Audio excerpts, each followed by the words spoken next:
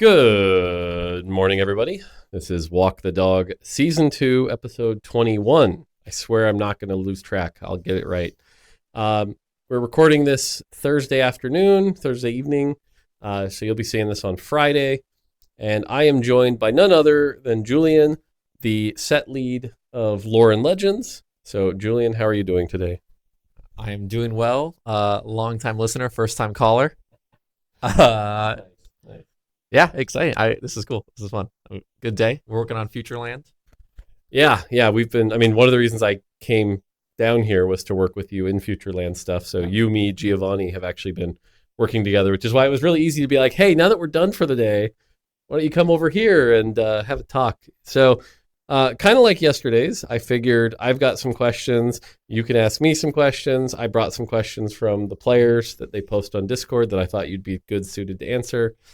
But let's start with an easy one. I think that's a good way to kick off. And by the way, before we do that, current news, patches out.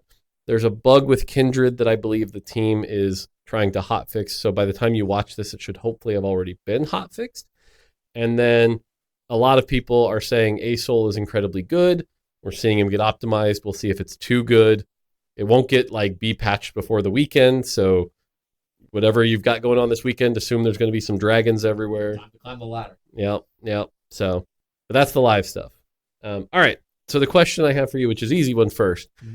Lore and Legends is out. We worked really hard on it. 100 champions. Things are great. And, we can't talk about the results other than they're good. But what is the thing that you're the most proud of looking back on the set? I think Bard. Bard was one of the things that kind of we just said, hey, he's going to support rerolls in some way. We don't know how. And I was looking at him and I was like, well, if we give him a really hard unlock condition, we can give him a ton of econ back. I kind of hate stage 2 in TFT. Hate's a strong word. You love it because you hate it, right? Yep. And having a reason to play the game in the early game felt super compelling to me. It just is so different from normal TFT. And originally, we had him on win, gain a champion, on loss, gain rerolls. And our finalization team said, hey, gaining a champion is really, really good. We need to switch these. And we tried it, and for sure, it was more balanced. But it just was less fun. It felt like the thing that I wanted to do, win combat, was now giving me the less ceremony. Seeing the unit kind of run and, come out of the portal, just more interesting than seeing a UI element. And so I wrote up this 7-page document of here's exactly how you're going to balance Bard if we do the version where you get a champion on win. And I'm not the most balance focused designer. I'm probably on the spectrum a 6.5 from fun to balance. Yep.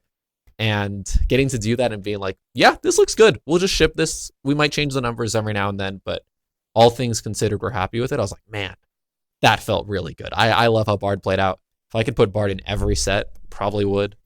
I really think it turned out great.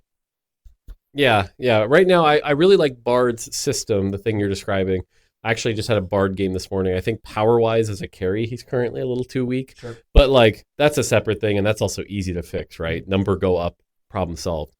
Yeah, I think the other thing I'll say is that we always talk about how if a good hidden system can't really be deciphered, mm-hmm. and that's what I like about Bard's, what champion you get. That system is complex, but in the right way so that it's undecipherable, and that's a cool thing. I love all the Reddit comments that are I promise he's catered. I know he's catered. And I feel I'm sorry, man, he's just not catered. I got an Anivia. I know he's not catered. I love the debates. Yep.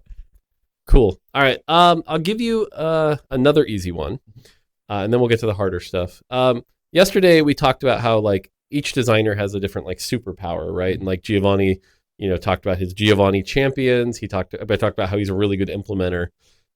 You've been a set lead now. You worked on set 10, set 13. So you've been around a while now. What would you say is your superpower compared to some of the other designers on the team? I would say getting stuff done. If you tell me we have 4 hours, this needs to be shippable, balanceable, and look good, get it done. I think I'm pretty good at finding quick paths to getting that to happen. I'm probably one of the faster implementers on our team. I also think I used to be a producer back in the day. And so I have that kind of producer brain of, okay, I have 100 champions I need to make. I have 3 months to do it. If I do this many 2 costs per day, we will stay on track. Ooh, this is not going to happen. What can I trade off? Okay, let's make this guy a reprint for now. We'll come back to it later. Like mathing that all out, I think I'm really good at. And it's kind of a boring answer when you're in the office to be like, hey, I'm the anti-fun guy who's going to get this thing to ship on time. But also, sets coming out, it's more fun than sets not coming out. So it's important. That's an interesting answer. And I can definitely see that. And I explained some of our interactions where I'm like, let's just do this fun thing. And you're like, but the schedule. And I'm like, okay, but cool. I think if anything, I kind of bridge that gap where it's like, I can show you what we can still do in the time, but be a little more creative about, okay, that makes sense. That makes sense. Cool. All right. I'll give you a chance to ask me a question and then we can do player questions and then the hard questions. Okay. Easy question. If you return to the Mario and Mini franchise, you've been off for a long time. Yeah. Do you have an unlock level of like, this is a perfect mechanic, you're ready to go? You know, that's a funny question. I don't think about this a lot because obviously I've been puzzle games for 10 years and it's like, I don't want to do that anymore. But if I've taken all the stuff I've learned and went back to it, could I make a way better game? Yes. Could I definitely reinvent some things for sure? I'm actually a little sad that I will never get the chance to, most likely, but there's definitely some stuff you could do. When I left Nintendo, one of the challenges actually, though, was that for the 10 years I worked on it, it was DS, 3DS, and Wii U, which were all touch screens. And then the Switch was coming out. And so we were like supposed to be like planning the Switch version. But they were like, it has a touch screen, but no one uses it. It's a console. Yeah. And so it was like, well, now what do we do? And I think actually, even after I've left, I think that's why we haven't seen innovation in that space. It was sort of like, well, without a touch screen, it's just cumbersome. So do I think I could do something? Yeah, I think I could do some cool stuff. Even if nothing else, when I left, we did the like 10 different minis for Amiibo Land Challenge. Mm-hmm. I could see us going deeper on that as well. But the other thing I'll say is that those projects, every project I worked on at Nintendo, we shipped in either 6 months to a year and a half. Like we were making games like crazy, you know, and I think compare that to sort of modern timelines. That's a big difference, right? And so who knows, maybe things have changed where it's like we'd actually have a lot more time, things like that. So okay, but on the other hand, I hope someone's not spending 7 years making a Mario versus Donkey Kong game. I agree. I like those games. I've played most of them. Yeah, I agree. Those are not worthy of a $7 million, dollar budget or whatever. But yeah. Okay, cool. So let's do a player question here. The first player question I brought for you that I thought you'd be good to answer was, what was the hardest design trade-off the team faced during Set 16's development, where improving one part made another part worse? Definitely, there was a tension between easy unlocks and intentional unlocks, where you can make an unlock really easy, then players are naturally going to do it by accident. If we set Volibear to 2,000, for example, great. Everyone will have unlocked Volibear by the late game. No one has a unit that's not qualifying. If we set Volibear to 5,000, there's a really exciting chase. I put 3 Warmogs on a unit. We can make Volibear really strong if we do that.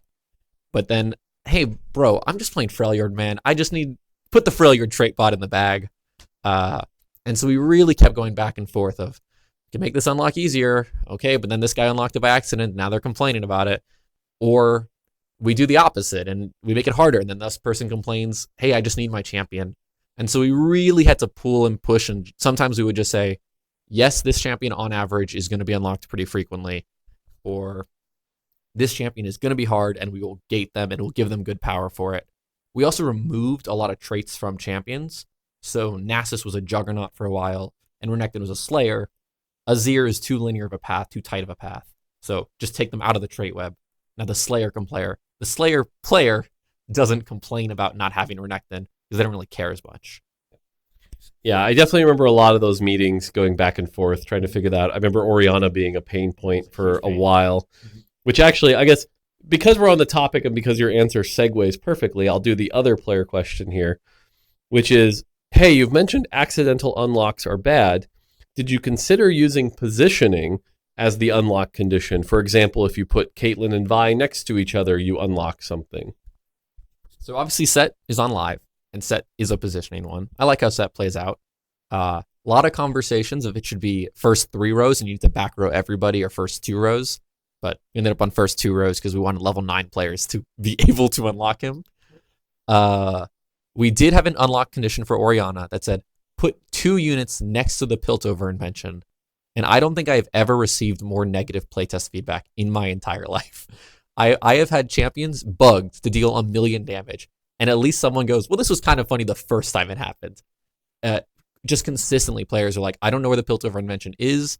I don't know what next to it means. This does not make sense. Why is this even a thing that unlocks Oriana? And so we could do something like Caitlyn and Vi. I do think it's a better version of that. But then you need 2 champions who like have a lore connection. So could you do Garen, Lux, and Jarvan stand in a triangle? Sure, that could be a way to unlock Sylas.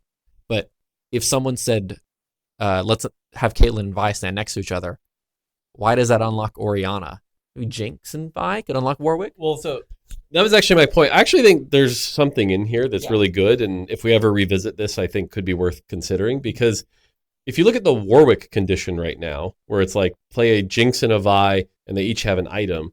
If you told me that one was put them next to each other, I'm actually like kind of positive with that.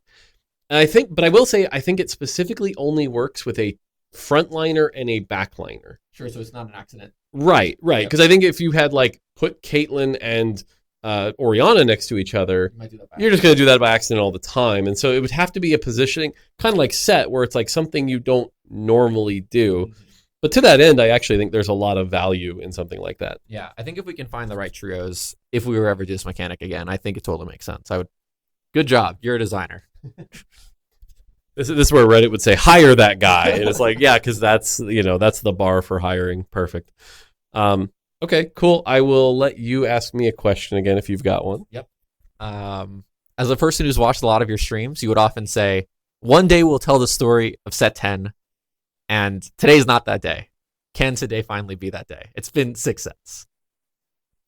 Yeah, I mean, obviously the behind the scenes is always rough. You don't want to reveal too much. But I think yesterday Giovanni and I kind of alluded to some of it. So I think, I'll tell the short version and then you can add any color you'd like. But the short version of it was, we knew we were doing the music set, and like some of the skin lines were positive, right? Like we had made a lot of positive progress early on in the set. Like, for example, we knew we were doing the super fans because we knew we were doing KDA. KDA needed tanks.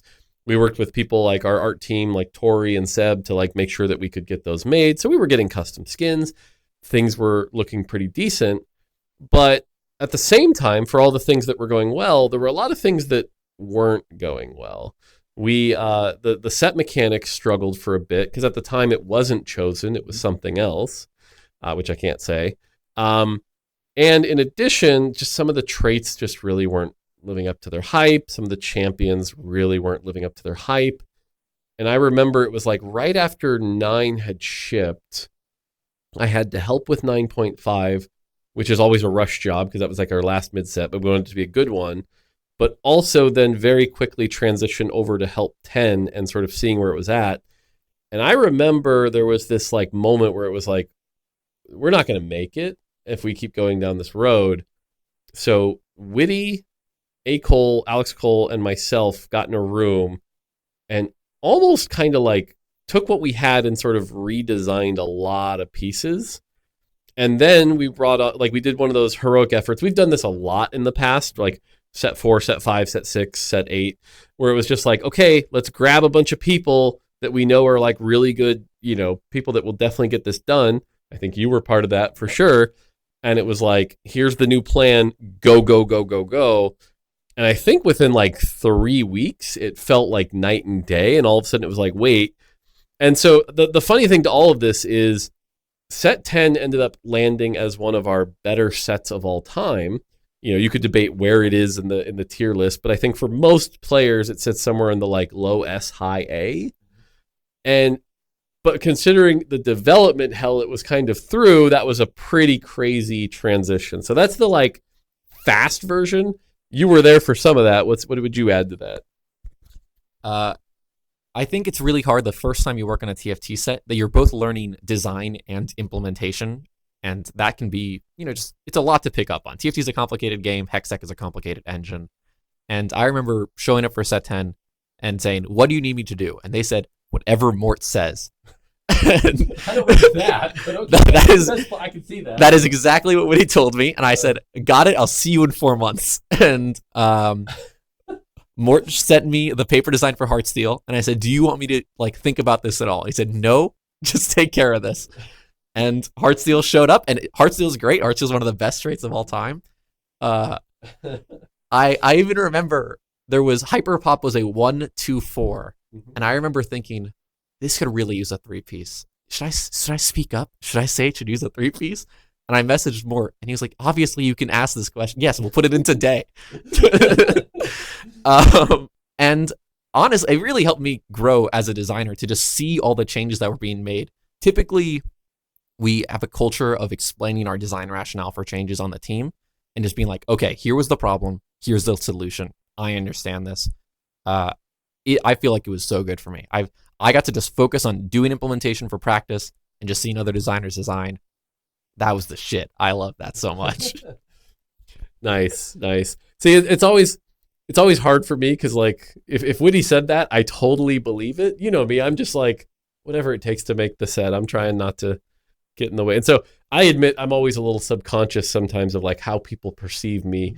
And I will also say it's been getting harder and harder as the gap, like as I move up, and like we have some brand new designers who have just joined the team recently, and I'm always like, the gap, the power gap is so wide now. It's like, and I just want to like talk like we're hanging out. So it's always challenging. So hopefully I wasn't too big of a jerk, So okay, cool. All right, next question for you. What time are we at? Oh, of course, there's something in the way I want to see.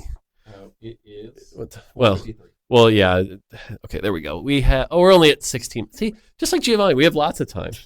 Okay, so here's a harder question for you because, I keep talking about the creator curse, right? The thing like we ship something and we're like, oh my God, all this stuff could be better.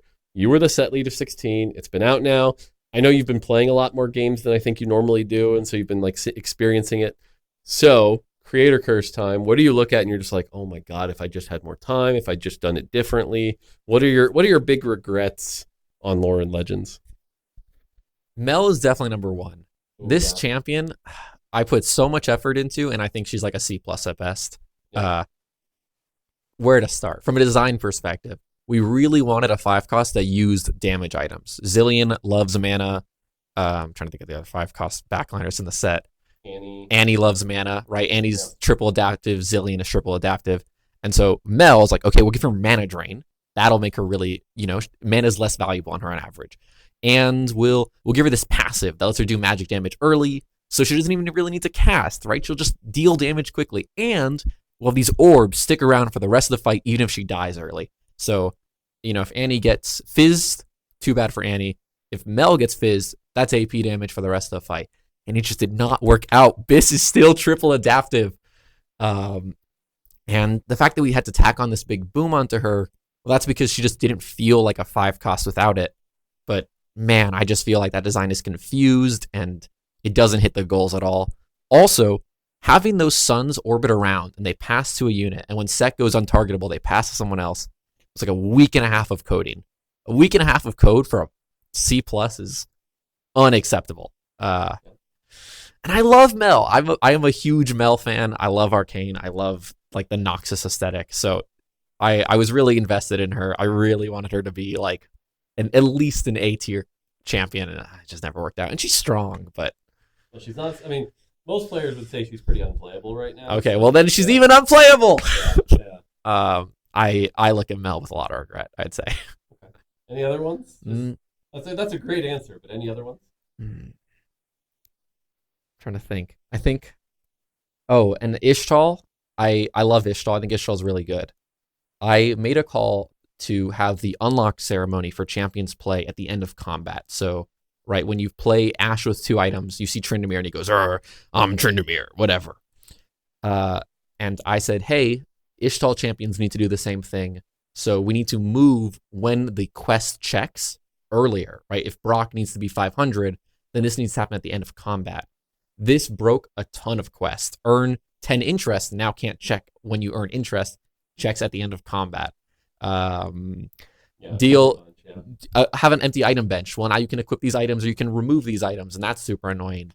And I think all that for just a slightly earlier voice line, not a good call. I look back and I'm like, man, why did I care about this that much? Nice. Yeah. And that's the cool thing. I'll also say one of the joys of my job, getting to sort of help and mentor and things like that is I've now seen you go from that set 10 designer who like was just like following orders and learning how to implement or whatever to the set 16 lead who's now like really evaluating like what were my good calls, what were my bad calls, how do I grow from that? And that's always what I tell you guys is like, look, it's okay to make mistakes. I just need you to like internalize these mistakes and get better next time so that we don't make the same mistake over and over, because I don't want my job to be always pointing out the old guy coming in going, don't forget to not do this thing, since I've been doing this since 1842 or whatever. So those are good answers. All right, cool. I'll let you ask another question. Okay. I've almost joined your Discord. I wanted to ask this question during season 1. Is TFT art? Oh, this question. And this is a nebulous, stupid question that can never be truly answered. Is TFT art? Obviously, okay. You have to define what art is to quantify if TFT is art. And I think, much like another question I actually tried to answer and I couldn't come up with a good answer for this, I think there's a subjective definition that no one will ever agree on. And so inherently arguing a subjective definition is an inherently pointless conversation. Yep. But all I can do is tell you my definition of art and tell you if it meets that criteria.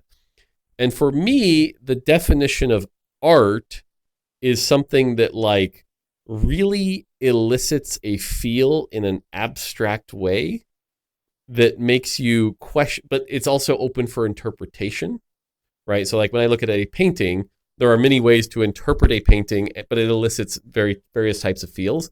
That to me is art. Whereas, a story isn't necessarily art because it usually has like one interpretation. Like in a way, movies are often much less art. Like, do I think Avengers is art? No, because it's like one story you're meant to interpret in a specific way. Are there movies that are art? Yes, because some of those movies can get really abstract and things like that. All of that to say, I don't believe TFT is art by my definition. To me, TFT is entertainment. It is something that makes you smile and you have a good time with, but I'm not like abstractly trying to tell players a message. It's just, it's a thing. Like, it's like saying, is track and field art? No, track and field's a game. It's a game you play and it's fun. TFT to me is more of a game than art. But again, I think that's subjective, right? Like I would bet you if you asked players and set up a poll, you would probably get a 75-25 no yes. That sounds right. I think 25% of our players would say yes, TFT is art. And in fact, there's a part of me now that wants to just go online right now and make that Twitter poll. I would get, a couple thousand replies just to see if we end up right. But yeah, my answer is no. What are your thoughts on that? I think you're right. We put a lot of love and effort into TFT. I'm not saying that TFT is, you could put a lot of love and effort into a table. It doesn't make the table necessarily art. Right.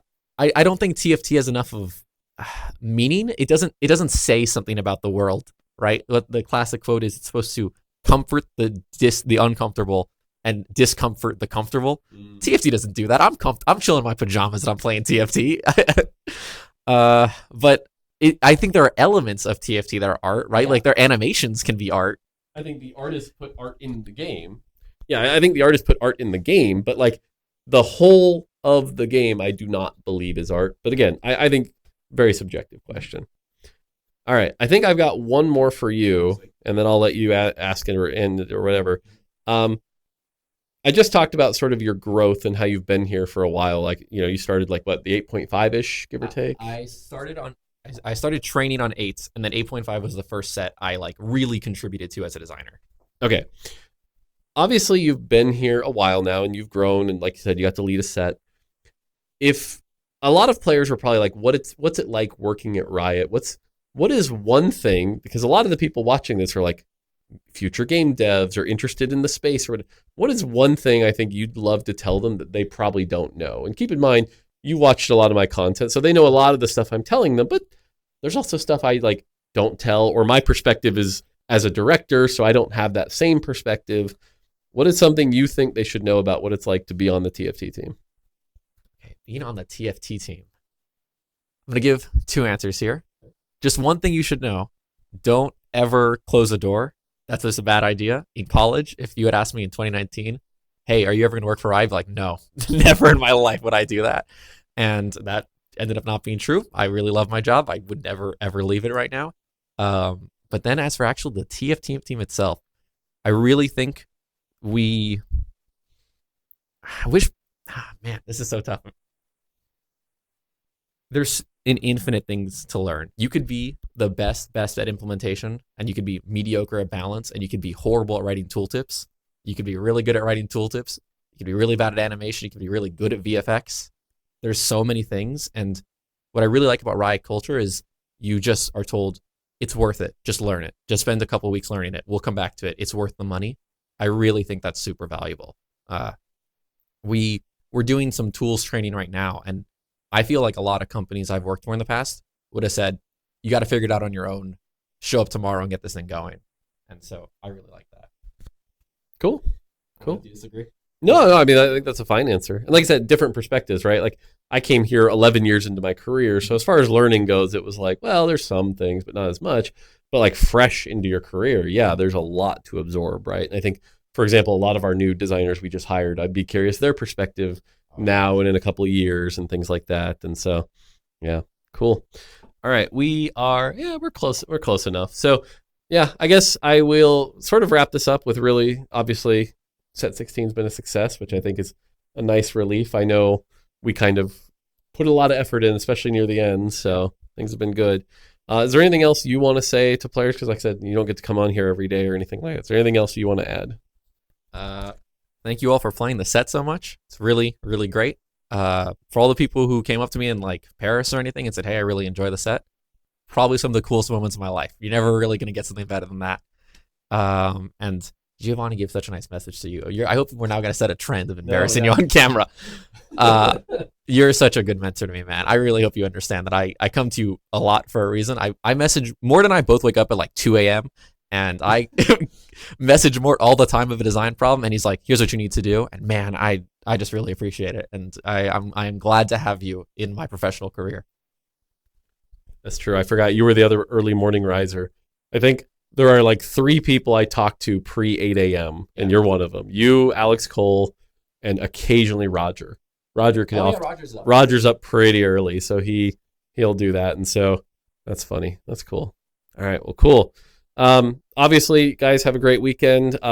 Enjoy the patch. I know I've played a couple games. Oh, before I go, here's a story. I didn't tell you this story. I played 3 games this morning, and one of them, used my usual tempo. I'm playing off of a Water Hex Anivia. I'm 100 health on 4-2, my usual awesomeness that I do, and then I'll start falling off. Pivoted to Lysandra. I was playing a 5 Freljord 4 Invoker kind of board. And I took Golden Egg. So I was like, great. While I'm playing Golden Egg, and I'm winning a couple rounds, I have 6 Brahms. Okay, cool. And so I'm just kind of minding my own business, starting to lose a few, win a few. I'm at like 70 health. I cash out my Golden Egg. I get 2 duplicators. Okay, so 6 Brahms and 2 duplicators. This is happening, right? And I slowly start rolling. We get down to the top 2 players. I'm still at 70 health. He's at like 28.